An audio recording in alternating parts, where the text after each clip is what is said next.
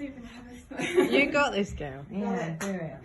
Okay, so I'm Leanne, and this is Toby. You're probably wondering why I've got a teddy bear with me today, but I will explain that soon. But before I do, I just want to give a massive thank you to Katie for this amazing event and trusting me that I can do it and just letting me be here. It's just incredible. So Toby was given to me from day dot. So day I was born 35 years ago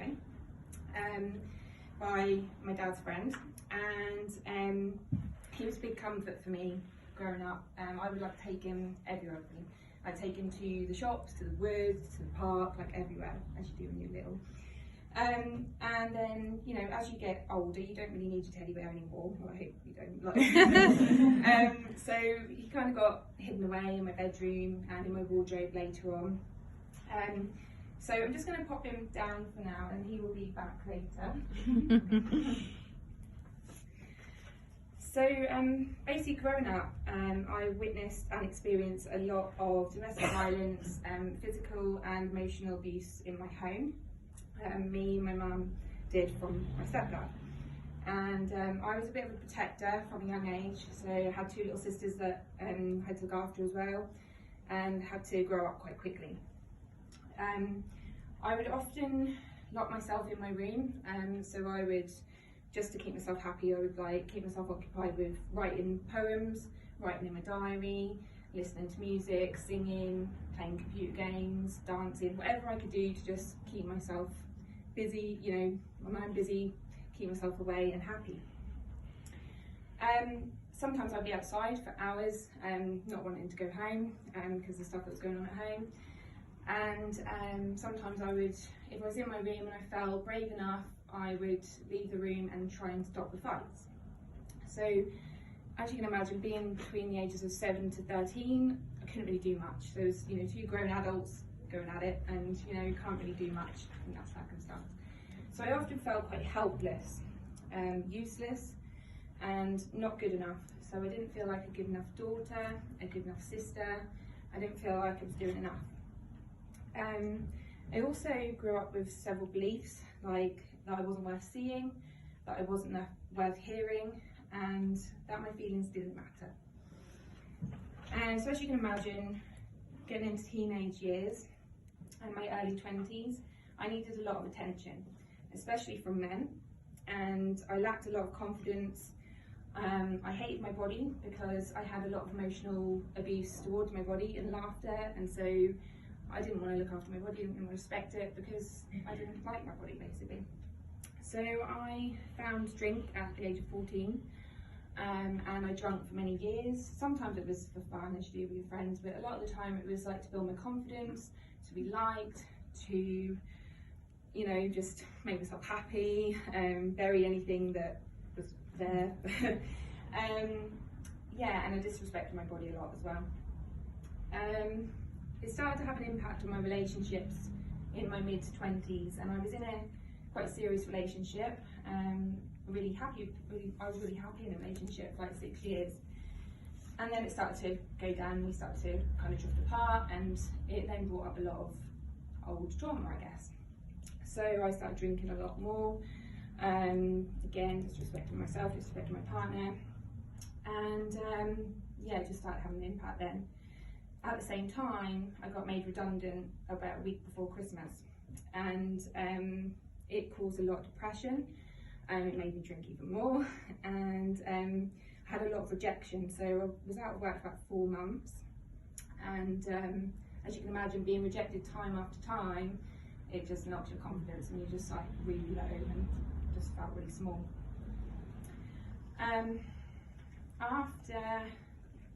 After 4 months, I found a job. I was quite happy to start with, but it was the worst job I'd ever had. So I had to not be myself. I wasn't myself in the job. I was doing like sales job and I didn't really want to do it, and I was like, had like a mask on a lot of the time, and like fake smiles going on, and you know, I wasn't being myself. And also my manager was a bit of a bully. So instead of supporting me, so I'd gone through the breakup, split up with my boyfriend. I'd had to move back home to my mum's, and didn't really want to. Obviously I was feeling this small anyway. I had really low confidence in myself, so as you can imagine, I didn't do my job very well. I was making mistakes, and my manager, instead of supporting me, she said these words which really hurt me, and it kind of turned everything around in a way though. So she said, "You need a rocket up your arse." And I was just like, what? I think in that moment I was literally like, you just aren't seeing me, like you're not seeing who I am, like you're not supporting me. And it kind of made me just listen to myself more, and I was just like, I need to listen to my own needs here, like I need to do something about this, like, I'm not happy. And it was kind of a big catalyst for change really. So I basically did get a rocket up my ass out of that job. And it was then that everything changed. So just by listening to myself, listening to who I was, realising who I was, I got out of there and I was so happy that day, and I got a new job with lovely people, the hours were better, the pay was better. I've been there 9 years now. I got in a car after 3 years of not driving to be able to get there. I got a new relationship, I moved out into my own place, and I started a counselling course which I'd wanted to do since I was 14, because I always wanted to help people. As you can imagine, I always wanted to help people because I felt helpless, and I wanted to make a change and support people who were struggling. So after 4 years of doing the counselling course, going through my own self-healing, personal development, my own counselling, I also found intuitive gifts, like I could read oracle cards and angel cards and help people in that way. I finally been able to help people in the way that I wanted to. And this is when Toby comes back.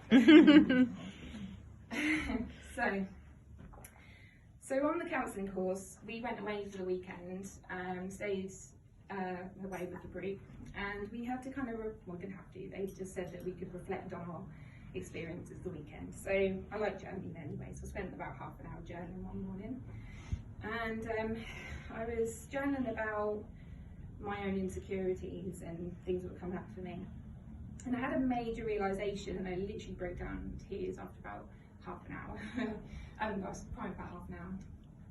And it was like a huge shift in me. It was like a door had opened. It just made sense, like all the people in my life, like how they'd affected me, how they'd shaped me into who I am now. And so when I got home, I ran to my wardrobe. I dug Toby out of the bin bag that he was in with all of the other rubbish that I didn't want anymore. And I looked at him, and I looked at his big brown scratched eyes, his wonky nose, his split tongue, his tatty body, and in that moment I saw myself, and I realised that all of the times that I had been saying to myself that I wasn't good enough for other people, I hadn't realised that I wasn't being good enough to myself. And so I just broke down in tears, and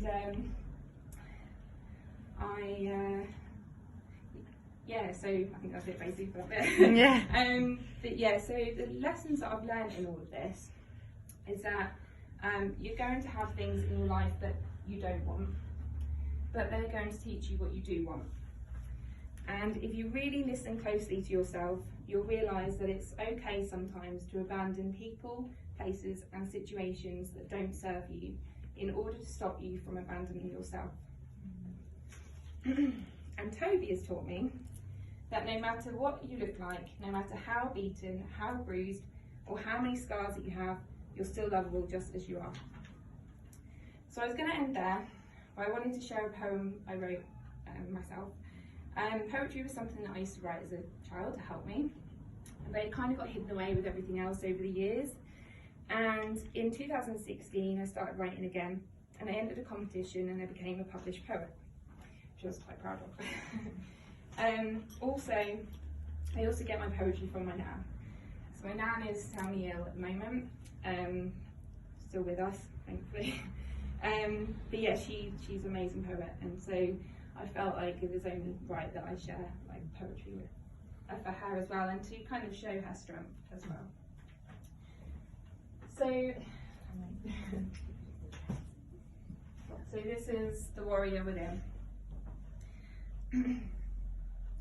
I've suffered in silence, I've battled through fights, I've taken some punches and words full of spite. I've seen and heard things young ears shouldn't hear. I've overcome challenges every damn year. I've been rejected time after time and had many a high mountain to climb. I've felt loss and heartbreak, many tears I have shed. Illnesses suffered, caused by stress in my head. But here I am now, oh how I've survived. All the courage and strength has kept me alive. I wrote through the sadness, I sang through the pain. I reached out for kindness and danced off the shame. I walked on my own, peaceful and calm. Anything to help keep me safe from harm. We all have it in us, a warrior underneath. Listen to your needs, find yourself believed. Pick yourself up, you know what to do. That brave, strong person is within you.